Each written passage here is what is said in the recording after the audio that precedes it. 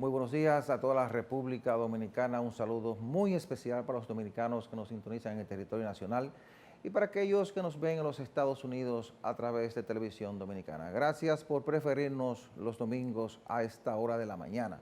Hoy tenemos un programa interesante, ha sido una semana movida, ha habido presiones de parte de representantes de organismos internacionales pidiendo a República Dominicana variar su política migratoria con una respuesta contundente del presidente Luis Abinader, que estaremos analizando en el transcurso del programa, pero además la inseguridad ciudadana. Se ha puesto en evidencia esta semana la necesidad de seguir trabajando con la mayor fuerza posible para resolver este problema. La seguridad social, que es un debate que se ha postergado y ahora con las protestas de los médicos ha puesto en evidencia la necesidad de que como país nos sentemos a debatir este tema. Nos vamos a la semana 60, al regreso entramos con los debates de los temas de la semana. ¿Qué tal, amigos? Bienvenidos a este resumen informativo Semana 360. El director de la Dirección General de Contrataciones Públicas, Carlos Pimentel, dio a conocer el jueves que el Estado Dominicano destinó más de 19,000 millones de pesos en mitigar los efectos causados por el huracán Fiona por medio de 67 compras de emergencia ejecutadas a través del portal transaccional. La información fue dada a conocer en la presentación de un nuevo módulo de la herramienta Mapa Inversiones, que concentra los datos de las contrataciones públicas realizadas para atender situaciones de emergencias tales como huracanes, inundaciones, entre otros fenómenos naturales. El director ejecutivo del Instituto Nacional de Tránsito y Transporte Terrestre Intrant, Hugo Veras, afirmó que esa entidad está tomando en cuenta las recomendaciones que le hiciera el Colegio Dominicano de Ingenieros y Arquitectos CODIA con relación a los semáforos que serán adquiridos para 32 intersecciones del Gran Santo Domingo. A través de un comunicado, Veras dice que el pliego de condiciones se destaca que los equipos deben contar con protección de sobretensión en salidas y entradas a las calles. Sobre las deportaciones masivas y la estrategia del gobierno dominicano para controlar la inmigración irregular de nacionales haitianos, el presidente de la Asociación Nacional de Hoteles y Turismo Azonahores, Rafael Blanco Tejera, consideró primordial para todos los sectores productivos que se mantengan los controles para la regularización. Indicó que en términos generales hay muchos extranjeros en el país y que parte del correcto desenvolvimiento de la economía incluye controlar la inmigración. Casi la mitad de los nacimientos en el Hospital Universitario Maternidad Nuestra Señora de la Altagracia son de madres extranjeras, específicamente de inmigrantes haitianas, reveló Jorge Arturo Jiménez, director del Centro de Salud. Jiménez detalló que hasta el 15 de noviembre en el hospital han ocurrido 9,052 nacimientos, de los cuales el 55% fueron madres dominicanas y el 45% de madres inmigrantes haitianas. Las fábricas de dispositivos médicos de la República Dominicana son líderes en la región de Latinoamérica y uno de los renglones más pujantes de las zonas francas locales, según el panorama descrito por la vicepresidenta Raquel Peña durante la inauguración de una fábrica de esos dispositivos de la empresa Frasilium Cavi. La vicepresidenta reveló que nuestro país se ha consolidado como el tercer proveedor latinoamericano de dispositivos médicos y farmacéuticos, con exportaciones que al 2021 alcanzaron casi 2,000 millones de dólares y hasta octubre del año 2022 ya suman 1,875 millones de dólares. El expresidente de la Suprema Corte de Justicia, Jorge Suberoiza, manifestó que está profundamente preocupado por la inseguridad ciudadana que afecta el país. Al ser cuestionado sobre el tema, consideró que las medidas adoptadas por el actual gobierno para enfrentar esa problemática han sido poco efectivas. El problema de la seguridad ciudadana no se resuelve con la policía dándole palos a los jóvenes, llevándolos presos y cerrándoles oportunidades, consideró el director general del Instituto Nacional de Formación Técnico Profesional Infotep, Rafael Santos Badía. Ante la cantidad de hechos delictivos que se han registrado en el país en los últimos días, en los que se ve la participación de adolescentes y jóvenes, la solución es un plan integral y en procura de retirarlos de las calles y buscarles oportunidades de estudios y trabajo, sostuvo el funcionario. Y en el ámbito internacional, el cólera ha causado ya más de 174 muertes en Haití solo en un mes y medio después de su reaparición en el país, informó el Ministerio de Salud. Además, hay 9.317 casos sospechosos, 807 confirmados y 8.146 hospitalizados en 9 departamentos geográficos afectados por la enfermedad, aunque el más golpeado es el del oeste. Los 3 economistas liberales considerados como los responsables por la estabilización de la economía brasileña en el año 1995 y que apoyaron a Luis Inácio Lula da Silva en las presidenciales de octubre alertaron este jueves sobre la necesidad de que se comprometa con la responsabilidad fiscal. La alerta fue hecha en una carta abierta publicada en la edición digital del diario Folha de Sao Paulo y luego de que el presidente electo de Brasil insistiera en que la prioridad de su gobierno será la responsabilidad social por encima de la responsabilidad fiscal. Hasta aquí el resumen informativo Semana 360. Informó Joaquín Caraballo.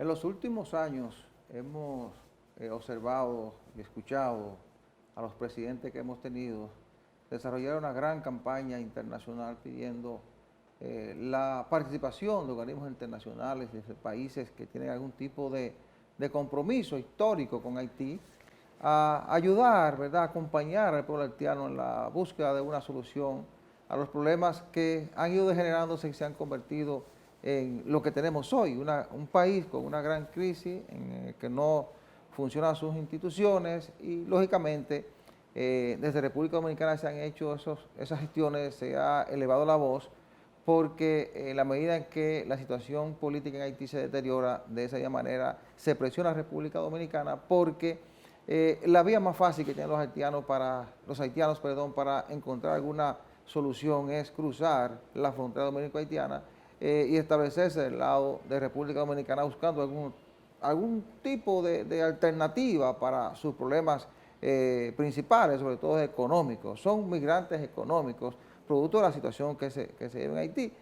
Pero a través del tiempo hemos visto que, doctor, no le han hecho caso a las autoridades dominicanas, y cuando uno cree que realmente le están poniendo atención, que el discurso está calando, algunos funcionarios, incluso del gobierno norteamericano y de la propia Organización de Naciones Unidas, visitan al presidente Luis Abinader para presionarlo o emiten algún tipo de comunicado o de declaración, como ocurrió esta semana con el representante de Derechos Humanos de la ONU, que pidió a República Dominicana no deportar a los haitianos, sobre todo en esta situación de crisis que vive Haití, que está en crisis desde hace mucho tiempo, porque ellos entienden que no hay condiciones para que los haitianos puedan regresar a su país. Bueno, pues el presidente dominicano respondió de manera enérgica, diría yo, en consonancia con esa línea de acción y de pensamiento que se ha mantenido en los últimos años, y ha dicho, no, estas son declaraciones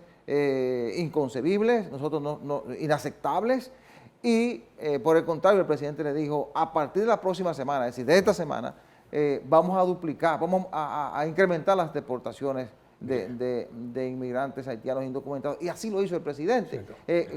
Claro que en consonancia con esa línea de acción, y eso es correcto, porque si República Dominicana no mantiene la política que ha estado aplicando, si no mantiene la línea de acción que ha estado impulsando, se nos puede ir de las manos la situación y se pone en peligro los avances que hemos alcanzado como sociedad en los últimos 40 o 50 años. Mire, a mí me gusta aprender en la sabiduría popular. De muchacho yo escuchaba oír decir, que árbol que crece torcido jamás su rama endereza. Haití no tiene solución. Usted dirá, ¿qué pesimismo? No, no, no, realismo. Por ejemplo, Haití nació mal. ¿Por qué razón? Sí. Porque Haití era, y eso lo aprendí yo cuando fui por primera vez a Francia, Haití era la colonia más próspera que tenía Francia en alrededor del mundo. Sí. ¿Usted comprende? Es una cosa increíble, una gran producción, era un sistema esclavista, cruel, ¿verdad? Terrible. Y entonces, fíjese lo que sucedió, se convirtieron diríamos, del lugar más próspero al país más miserable, económicamente hablando, del planeta. Ahora, ¿qué pasó ahí? Los culpables de eso son los mismos dirigentes haitianos. Sí. ¿Por qué razón? Porque ha habido revoluciones en otros lugares del mundo, pero han encauzado el plano económico. Ellos mismos. Exacto. Sí. Esta gente, estos líderes originales, que eso es lo que uno ve en la historia, no es lo que a mí me dicen, es lo que yo busco y veo, destruyeron toda la base económica que tenían los franceses allí.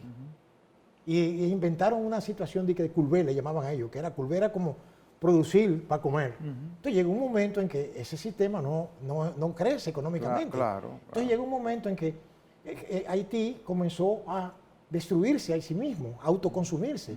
Y al final, fíjese lo que sucedió, que ni siquiera sus tierras son aptas para producir alimentos. Entonces, aparte de eso, es compleja la situación, porque los haitianos tuvieron un costo muy alto para su libertad. ¿Cuál era? Pero lo decía Martí, el precio de la libertad es muy alto y hay que estar dispuesto a pagarlo para obtenerla. Sí. Mataron a todos los blancos. Entonces, ¿qué hicieron los franceses para vengarse de eso? Los obligaron a pagarles 150 mil millones de dólares. Oiga, usted está oyendo eso. Equivalente a 150 millones de dólares hoy, en ese entonces.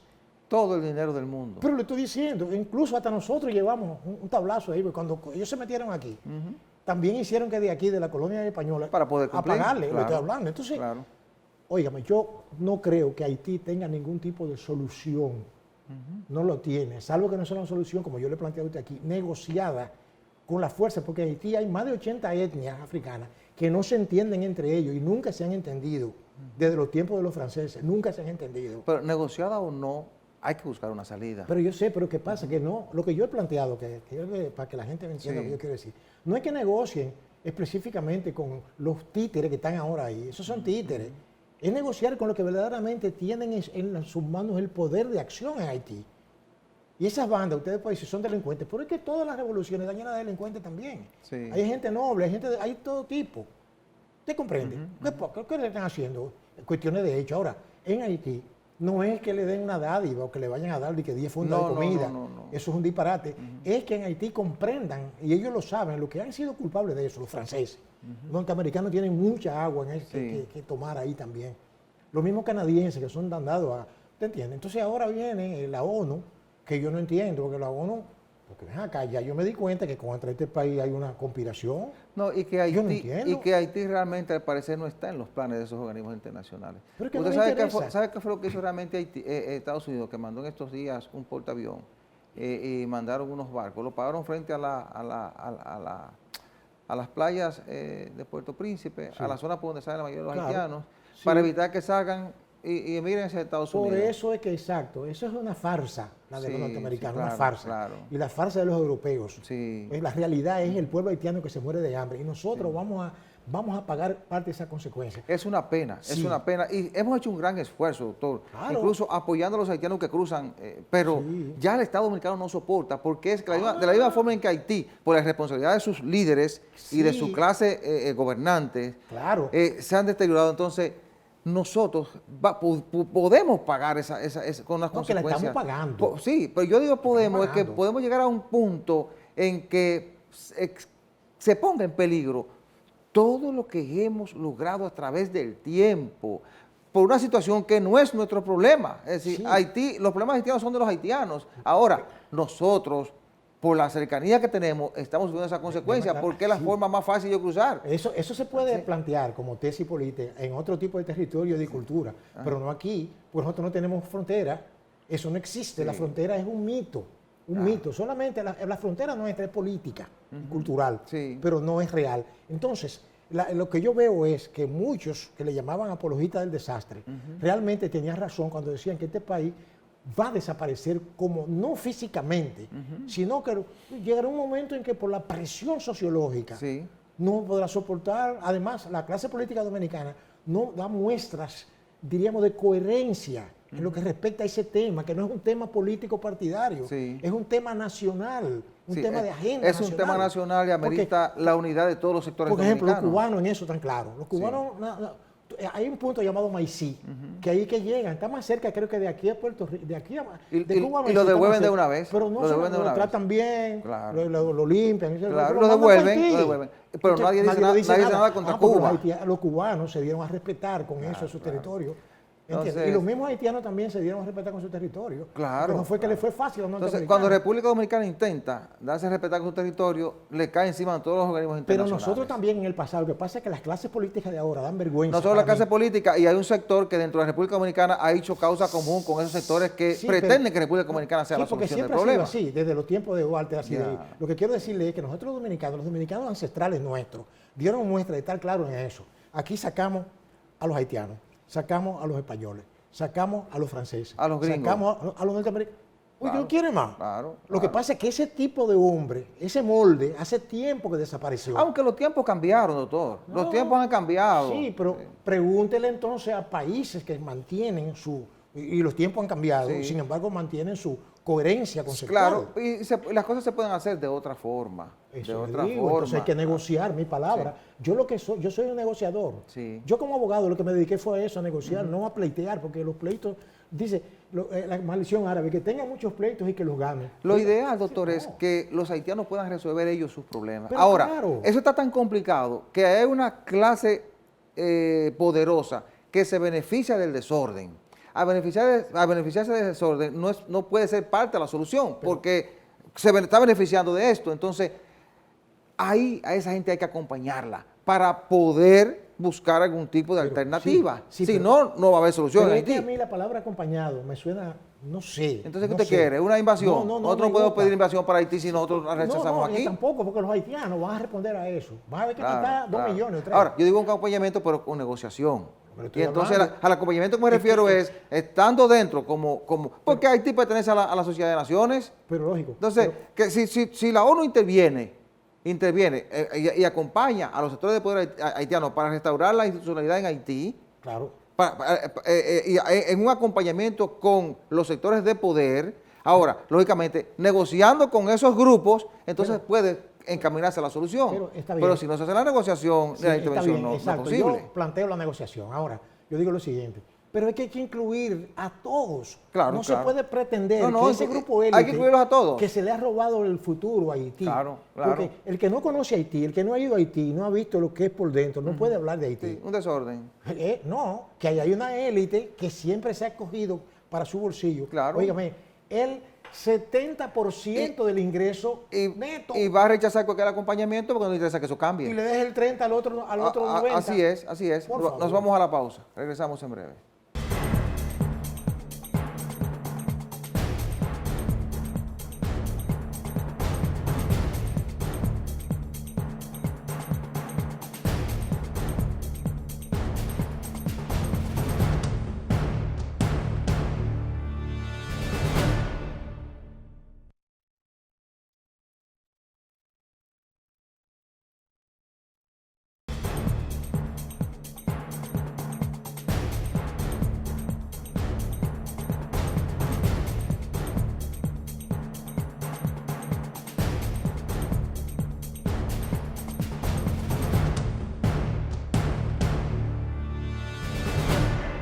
Gracias por continuar con nosotros. Permítanme recordarles que Farmacia Patricio es la principal red de farmacias en Santo Domingo Este. Tiene su sede principal en la Avenida Venezuela número 75 y sucursales en la Avenida España, próximo a las Américas, en la autopista de San Isidro frente al periódico Diario Libre, en la Avenida Ecológica y Ciudad Juan Bosch. Farmacia Patricio, calidad y buenos precios. 809-592-1100. Doctor, otro de los problemas dominicanos de mucha preocupación es de la inseguridad ciudadana. Una inseguridad que viene dada por múltiples factores. Exacto. Hay un problema de falta de oportunidades, de pobreza acumulada, de microtráfico, de narcotráfico, de una inmigración desordenada que también contribuye a eso. Son muchos factores que hay que trabajar. El gobierno ha intentado poner en marcha un plan que nos permita transformar la situación actual y darle mayor garantía de seguridad a la gente, pero esos planes no han surtido efecto inmediato. Primero porque la gente percibe que han sido como especie de parches. No ha habido un plan como bien definido, Exacto, claro, que le permita decir o comunicar a la población, mire, nosotros estamos aplicando tales políticas, primero transformando la Policía Nacional, que se anunció un proceso de transformación y creo que lo están haciendo, pero que también eso implica atacar a la delincuencia en sus orígenes, que es decir, en los factores que la provocan, pero además, al mismo tiempo, ir enfrentando la situación, porque a los delincuentes hay que mantenerlo a raya en lo que tú provocas esas transformaciones. Sin embargo, la delincuencia, lo que provoca esos niveles de inseguridad, se ha mantenido y la gente se siente insegura. Usted puede decir lo que sea, pero usted toma, por ejemplo, Santiago y el Gran Santo Domingo, usted se da cuenta los niveles de inseguridad que hay. La gente tiene temor de salir a las calles. Los padres o las familias donde hay algunos de sus integrantes tienen que ir a la universidad, los padres se mantienen intranquilos hasta que sus hijos no regresan a sus hogares porque realmente las calles de las principales ciudades no son seguras y lo demuestran los casos que estamos viendo en las redes sociales, que publican los medios, que publica la televisión, en la radio, a través del internet, etcétera, etcétera. Entonces, yo pienso que independientemente del esfuerzo que ha hecho el gobierno, hay que hacer un pare y sentarse a analizar la situación y decir o analizar cuáles son los factores que no hemos atacado y qué debemos hacer para comenzar a dar señales de que las cosas realmente se van a transformar, de que va a haber un cambio, doctor, en esa dirección. Mire, sigo con los refranes populares. Sí. Decía un viejo de mi barrio. Usted ha venido con el refranero. Sí, sí. Sí, porque yo soy de ahí, yo soy del barrio, Sí. de Concón. Decía un viejo de mi barrio, no hay peor ciego el que no quiere ver. Y eso pasa con las élites políticas de este país. Cuando digo élites políticas me refiero a la gente que maneja el poder. Claro. No necesariamente los verdes, ni los rojos, ni los No, azules. los que La manejan el élite poder, política. claro. Por ejemplo, aquí hay múltiples factores que inciden en eso. Yo nunca he creído en el concepto de la falta de oportunidad, de la miseria económica. No, al contrario. Aquí hay, ¿cómo se llama? Una cultura del dinero que se metió en este país hace como 2 o 3 décadas, Sí. que ha roto con una serie de esquemas. Por ejemplo, actividades como el narcotráfico, que después se convirtió en microtráfico para buscar el dinero, ¿verdad? A todos los niveles. La corrupción administrativa. Eso inclusive permeó las instituciones. Antes, cuando yo empecé en esta profesión, hablo de más de 4 décadas, Sí. había jueces honorables. Usted veía, el magistrado fulano. Pero ya eso no se ve. Yo no estoy diciendo que lo de ahora no lo sean. Y esa Yo quiero aclarar. parte es no. muy peligrosa. Exacto. Cuando no, se permean las instituciones. Eso le iba a decir, que cuando usted ve un delincuente que hace un atraco y después usted a la semana lo ve de nuevo en el barrio tomando cerveza, dice, bueno, algo anda mal aquí. Entonces usted pone a ver que en la policía hay delincuencia, en la fiscalía hay delincuencia. No estoy diciendo Juan a su hermana, no, yo estoy diciendo instituciones.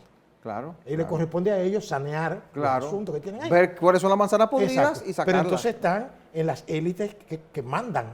Bueno, que mandan no, porque el que manda es, teóricamente es el pueblo. Sí. Ellos son mandatarios, el que recibe, Sí. mandante es el que manda.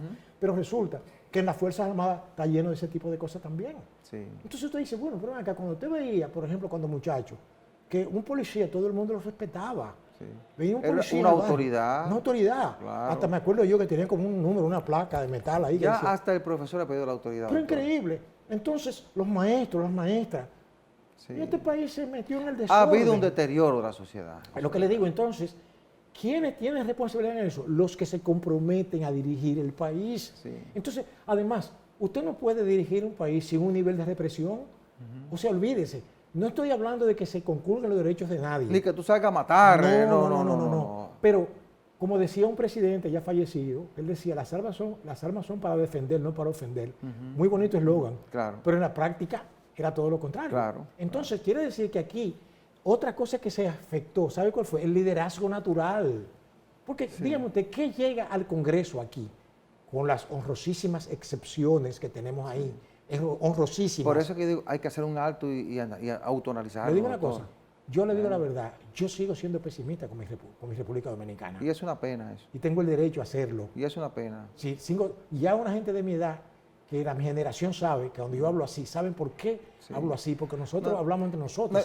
Y yo digo, y es una pena porque aquí es que uno tiene que vivir. Este es el país nuestro. Pero que aquí es que yo espero fallecer. Y que, su nieto y sus hijos sigan viviendo. Pero que precisamente por ahí que yo lo siento, por mi nieto, que ya es un jovencito, que en qué sociedad es que él se está desarrollando. Sí. En donde le dicen a un muchacho que se puede poner una falda a una muchacha, porque que es igual. Pero ve acá, espérate. Me pueden decir que yo soy atrasado, pero yo soy una persona que creo en los valores familiares, tradicionales. No es fácil. Este es un tema en que yo creo que el presidente Luis Abinader, uno dice el presidente porque es el hombre que se ha elegido para dirigir el Estado. Tiene las mejores intenciones. Sí, tiene las mejores intenciones, pero yo pienso que debe ponerlo como un tema 1A de su agenda o de la agenda de su gobierno, porque si usted pierde los niveles de seguridad de un país, porque todavía estamos bien. Ahora, si se pierden los niveles de seguridad de un país como este, que está en proceso de desarrollo, con una gran dependencia de una economía fundamental en el turismo, en el servicio, turismo, la remesa, la zona franca, la inversión extranjera, que todas esas cosas se sustentan en la seguridad. Si eso se pierde, el Estado se desmorona. Y nosotros no podemos darnos el lujo, después de haber luchado tanto, que la inseguridad ciudadana, que la irresponsabilidad política y de algunos sectores nos lleven al despeñadero. Yo escuchaba un analista hace mucho tiempo, había mucho desorden aquí, quemaban goma cada rato, camino al aeropuerto, y dije, mira, la estabilidad turística de este país está a nivel de una goma quemada en el medio de la autopista de las Américas. Es lamentable eso. Óigame, en esa época. Es decir, que eso se recuperó un poco, pero aún así. Y otra cosa que quiero decirle, a mí no me sorprende, porque el nivel de delincuencia no es exclusivo de aquí. No. Usted se pone a ver países desarrollados del primer mundo, pero una delincuencia increíble. Pero uno observa cómo vamos perdiendo la seguridad. Exacto. Y uno lo advierte para que eso se detenga. Exacto. Y en los países donde crece el narcotráfico, donde crece el microtráfico, no hay seguridad. Y no solamente eso. Observe qué pasó en Colombia. Exacto. Y qué le ha costado recuperarse. ¿Qué ha pasado en México? ¿Qué está pasando en México donde nadie está seguro? Pero es que ningún turista va a un país donde hay inseguridad. Ninguno de esos que usted ha mencionado se ha recuperado nada, porque ahí sigue. Mire, el único país que puede señalarse que ha estado combatiendo de manera directa la altísima delincuencia es El Salvador, que es el que ha dado muestra. Y mire cómo tiene el fuego. Y es con mano dura. El fuego, exacto, pero mire cómo tiene el fuego cruzado de la ONU, de derechos humanos, del otro, porque yo no entiendo qué es lo que pasa en el mundo. ¿Usted comprende? No es porque fácil. Hay que elaborar un plan, ¿verdad? O si el plan que está elaborado, explicarlo a la población, implementarlo, pero aplicar políticas de acompañamiento para mantener a raya a la delincuencia en lo que esos planes comiencen a surtir efecto. Si no, no vamos a lograr una solución. Ni siquiera han podido aprobar un código penal que modernice lo que se llama el castigo del delito, porque hay figuras delictivas ahí que no están contempladas en el viejo código. Es decir, hay que atacar en diferentes áreas para poder encontrar una solución. Y eso es responsabilidad del jefe del Estado, que es la persona que hemos elegido para que nos conduzca. Así es, doctor. Nos vamos a la pausa.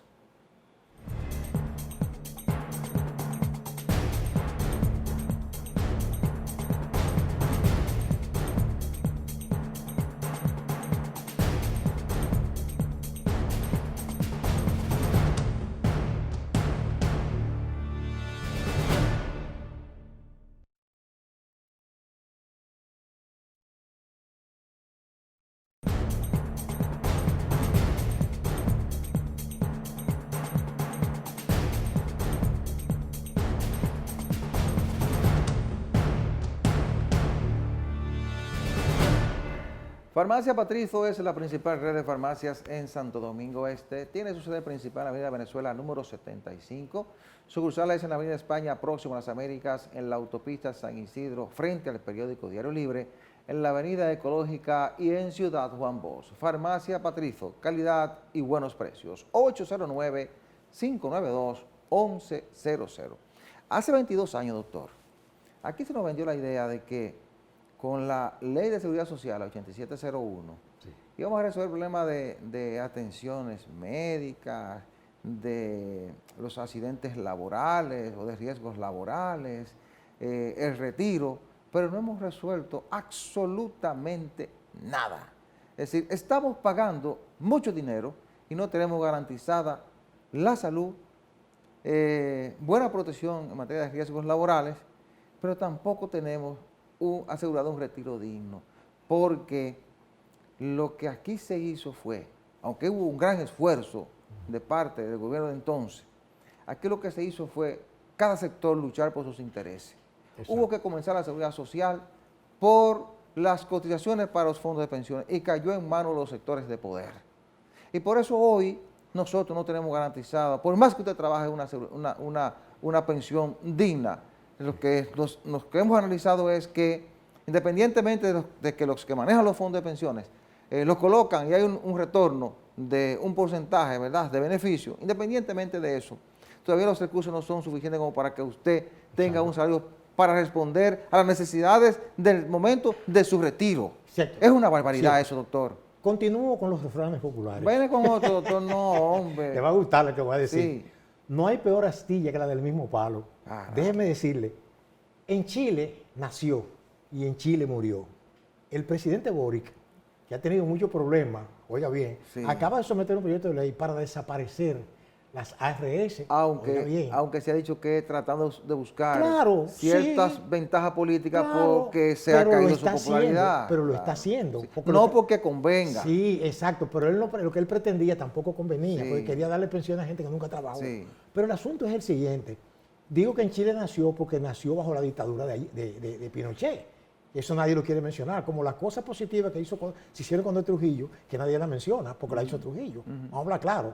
Entonces resulta que yo quiero ver de ahí. Lo primero es que al gobierno que le tocó implementar la ley 8701, ¿verdad? Sí. Que fue la 8701, sí, sí.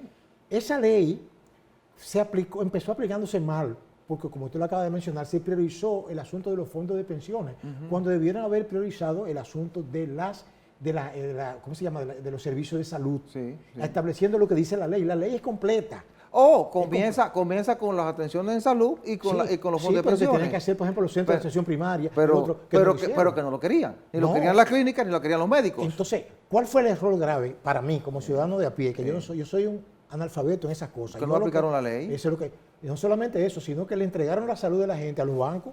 Sí. Bueno, eso dijo un dirigente médico. Yo defiendo a los médicos, pero hay muchas cosas que yo no estoy de acuerdo con ellos, pero tengo que defenderlos. Y en otras hay que estar de acuerdo. Efectivamente, pero yo estoy de acuerdo con que a ellos se les pague lo que tiene que pagarse, pero tiene que pagárselo eso que se están cogiendo, la parte del filete para ellos. Hay que producir un debate serio en el que cada sector asume el sacrificio que tiene que asumir. Entonces, por ejemplo, aquí hay que poner en vigencia la atención primaria, pública y privada, porque aquí solamente se ha puesto la pública. ¿Sabe por qué? Porque la privada te quita el copago. Pero lo que le estoy diciendo. Porque nadie puede llegar directo al especialista. Pero no habría copago si se aplica correctamente la ley, pero no se ha querido aplicar, doctor. Entonces, porque los intereses no lo han permitido. Entonces, ¿quién paga los platos rotos? Nosotros. El dominicano nosotros, los que somos afiliados. Que no puede coger un avión ahí a Miami, internarse, que no tiene dinero. Ahora nos llaman clientes. Ni tenemos buenas atenciones en la pública, tampoco en la privada. Entonces, y se ha hecho un esfuerzo en la parte pública por mejorarla. Porque hay que decir la gran cantidad de hospitales que se han construido, y el equipamiento y el esfuerzo que se ha hecho desde salud pública. Pero no solamente eso, que hay muchas cosas. Usted ha invitado aquí a muchas personas que tienen que ver con la salud. Sí. Y han hablado claro aquí de que el Estado todavía sigue sacando dinero del presupuesto para darle a instituciones que no le dan ningún servicio a la gente común, que es la dueña de ese dinero. Vamos a hablar claro, no estoy haciendo teorías aquí de ningún tipo. Bueno, y son centros construidos con fondos públicos. Con el dinero de la gente. Atienden una élite. En terreno público. Y se lo entregaron a los privados.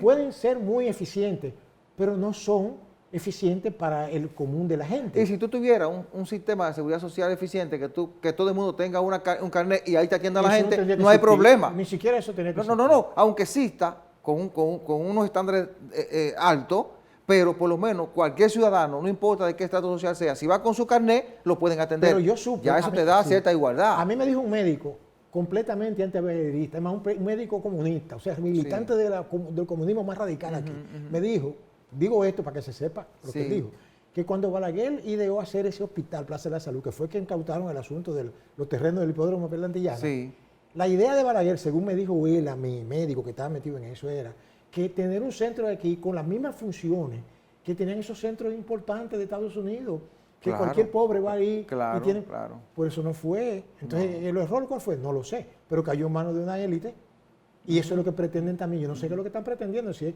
que la gente se muera antes de tiempo, Claro. pero no tiene derecho a utilizar, porque los hospitales están todos en decadencia. Y en una franca violación a los derechos constitucionales, Bueno, porque estoy diciendo. la salud está establecido como un derecho Y constitucional. aquí no cogen cabeza, porque aquí hubo una guerra civil que costó casi 5.000 muertos por defender una constitución en el Sí. 65. Pero, doctor, aquí Pero- yo he dicho que hemos postergado el debate desde el mismo momento en que se comenzó a aplicar la ley. Porque la ley comenzó aplicándose mal.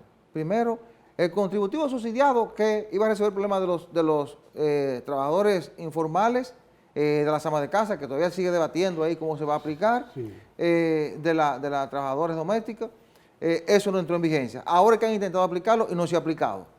Pero la atención primaria no entró. La atención primaria, ¿qué iba a evitar? Primero, que usted fuera atendido por un médico de familia, que ahí se determinara si usted si su dolencia meritaba enviarlo a un especialista, entonces usted iba al especialista. Entonces, cuando usted iba al especialista, usted no pagaba lo que dijera el especialista. Usted pagaba una cantidad mínima. Ahora, ¿qué pasaba? Que eso te sacaba el gran flujo de dinero que reciben los especialistas por el copago, por la diferencia que cobran. Exactamente. Entonces, también los dueños de clínicas dijeron, oye, nos van a quebrar, porque van a comenzar a surgir centros de atención primaria y nos van a quebrar. Y lo boicotearon los dueños de clínicas y los médicos. Exacto. Todos tienen culpa. Sí. Y entonces, con las ARS, le entregaron el negocio por completo a las ARS, que son los que determinan qué cantidad de medicamentos te van a suplir, si hay cobertura o no, cuánto le pagan o no a los médicos, y ahí tenemos un problema. Pero además, doctor, los fondos de pensiones, Claro. es decir, con una gran ventaja económica para el que lo administra y Exacto. con menos ventaja para el dueño del dinero. Y no es asegurada ni atención médica ni retiro. Entonces, Claro. Y el gran hay problema- una necesidad entonces, claro. de analizar este problema Claro, y el gran problema antes también- de que estalle, doctor, lo que está Sí, diciendo. claro, lo voy a decir. ¿Eh? Y el gran problema también es que ¿cómo le digo? Las autoridades se dedicaron a crear una plataforma de tipo, diríamos, de muchas instituciones que no funcionan. No, cada quien buscó cómo Sí. conseguir el dinero. Exactamente. Y nadie pensó en el afiliado. Es lo que le Por digo. eso hoy nadie da respuesta a una situación No. en la que el colegio médico dice, nosotros no vamos a atender pacientes porque los que nos pagan las ARS son 350 pesos, lo que vale una cerveza de cualquier Entonces, marca. Y exacto. entonces Sí. somos personas que nos hemos dedicado a estudiar toda la vida y nuestro servicio vale más que eso. lo que le iba a decir. Entonces, como nadie da respuesta, el afiliado está en el medio. El afiliado le siguen descontando sus recursos en la empresa donde trabaja Pero o en no el estudio donde recibe trabaja. servicio, no lo recibe. Exacto. Las ARS reciben los fondos todos los meses por cada afiliado y entonces el afiliado no recibe atenciones, Es una está en el estafa, medio. es una estafa. Y lo peor es que no hay autoridad que responda. Es una estafa. Entonces, por eso Sí. hay que sentarse a debatir este problema antes de que la gente, porque ahora están protestando los médicos, Sí. la gente va a salir a protestar. ¿Y cómo te va a detener todo un pueblo tirado a la calle? Porque, es que Sí, porque- te están estafando. Pues, es ¿A lo quién que tú le le digo. reclamas? Es lo que le estoy diciendo. Entonces, otra cosa, la clase política ha defraudado a la gente. Claro. A los que lo votaron a ellos para que los defendiera, no lo han hecho. Vamos a poner atención a ese problema de seguridad social antes de que el pueblo se tire a las calles. Bueno. Porque va a ser muy peligroso para el país. Oiga, doctor, va a ser peligroso para el Estoy país. diciendo. Bueno, nos vamos a la pausa.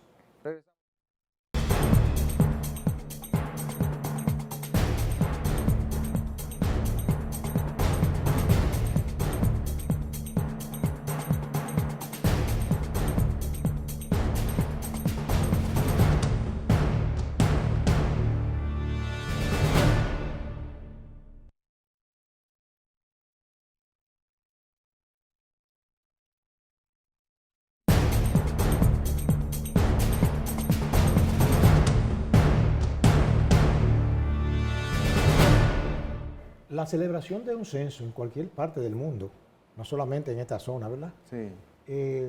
Requiere una serie de, diríamos, de mecanismos, ¿verdad? Legales, técnicos, etcétera, para que pueda tener éxito. Porque imagínese usted que, por ejemplo, censar todos los habitantes de un país no es tan fácil. No es tarea fácil. ¿no? No estaría fácil. No. Incluso lugares en donde hasta el acceso a la gente que vive por ahí les resulta casi un viacrucis. Entonces, No solo lugares, ahora también usted tiene unas torres aquí que para entrar es Epa, igual eso que ir a una loma. pero amigo, pero que hay sitios Que no donde te dejan entrar. donde no saben lo que es Hay energía que eléctrica. coordinar eso, sí. No, eso no es fácil. Entonces, sin embargo, la ley manda que se celebre el censo. Y déjeme aclararle algo que yo estaba observando, que esa ley es de la era de Trujillo.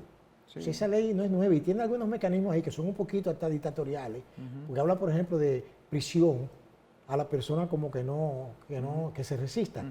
Pero resulta que eso es un poquito fuerte, porque hay un principio que plantea que nadie puede ser compelido al hecho. Es decir, el nemo pote coia factum, dice el principio. Los abogados sabrán de qué me refiero.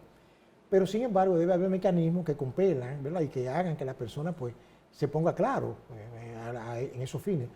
Y creo que la implementación de las famosas tabletas no ha dado el resultado 100% en ciertos sectores donde no hay posibilidad, ni siquiera hay señal, ¿verdad? Ni eléctrica, de ningún tipo, pero debe celebrarse el censo por encima de las dificultades y debe recabarse la mayoría de los datos que sea posible para que se haga uso correcto de ellos, porque aunque mucha gente dice, bueno, pero aquí más o menos dicen que somos los ciudadanos número 8.000 millones aquí, pero ¿y cómo lo sabían? ¿Entiendes? Si nosotros no tenemos siquiera el número de gente que existe en este país.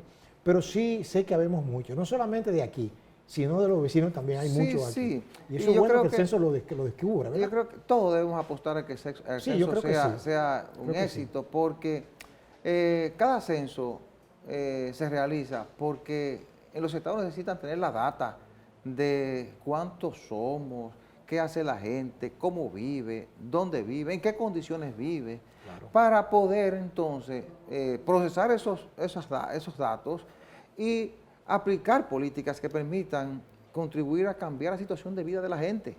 Eso permitirá que usted pueda planificar dónde y cómo puede vivir la gente o debe vivir la gente. Cómo atacar los problemas de pobreza, dónde hay más concentración de personas, ¿verdad? Algo que quiero aclarar es que esa es una labor fundamental del Ministerio de Planificación y Desarrollo. Claro. Precisamente recabar datos. ¿Y cómo usted planifica? ¿Con datos? Pues Usted no puede planificar sin datos. Entonces, claro. Lo peor que puede hacer un ciudadano dominicano es oponerse o boicotear el censo. Efectivamente, yo creo porque que está actuando en contra de los intereses de la nación. Lo que pasa es que hay tanta ruido en estos tiempos, que hay tantas cosas raras alrededor. Que uno dice, oye, pero ven acá, ¿qué es lo que está pasando? Ciertas preguntas que se hacen también medio raras. Yo estaba mirando un formulario. Bueno, pero decía la pasada directora de la ONU que son las mismas preguntas. No. Son las mismas preguntas. Ella dijo eso, pero no es así, ¿no? Aquí hay gente que lee y sabe que no es así. Hay ciertas preguntas que como que no cuadran. Pregúnteme si pero están ahí. Bueno, en principio, la persona que dirige la Oficina de Estadística dijo que se presentaron algunas fallas, como usted decía. Exacto. Todavía a principios de esta semana había unas 6 provincias donde enfrentaban dificultades para el arranque del censo, pero como se está aplicando una metodología diferente a aquellos tiempos en que se hacían 2 días o 3 días y se emitió un decreto declarando no laborables esos días para que la gente estuviera en la casa, ahora tienen un margen de 13 días, lo incrementaron a 15 porque perdieron 2 primeros días. Por las fallas, ese tipo de cosas, ellos pidieron que le incrementaran 2 días. Ese un mecanismo diferente para permanecer más tiempo visitando las casas y levantando los datos. Y eso ha dado resultados en otros países. Ojalá que aquí dé resultados, porque eso es lo que uno quiere, que el censo dé los resultados que se esperan. Y ojalá que esa ley la actualicen también. Ojalá que sí. Desfasada. Ojalá que sí. Entonces, esas fallas iniciales fueron superadas. Dice que algunos desertaron porque hay gente que dice, sí, yo acepto, pero el día que debe comenzar el censo, esa persona o consiguió un trabajo o no le interesa, pero tienen un backup. Llamaron a esas personas que habían preparado y esas personas se le integraron. Según lo que han dicho, eso se superó. Igual que las fallas técnicas, los 2 primeros días supuestamente eran para recorrer la zona y saber a quién iban a visitar. Entonces, ojalá que en estos días que faltan la gente siga colaborando con los empadronadores, de manera tal que cuando concluya el tiempo establecido para el censo, se tengan los datos que demanda la nación para hacer la planificación necesaria para continuar aplicando políticas que nos permitan seguir avanzando por los niveles de desarrollo de la sociedad dominicana. Muy de acuerdo. Entonces, esto va a seguir, creo que hasta el 25 de este mes. Abran las puertas a la gente del censo que van identificadas, creen las condiciones para que se pueda hacer levantamiento de datos, porque eso es fundamental para la sociedad, para la nación dominicana. Así sabremos cuántos somos, doctor. Claro.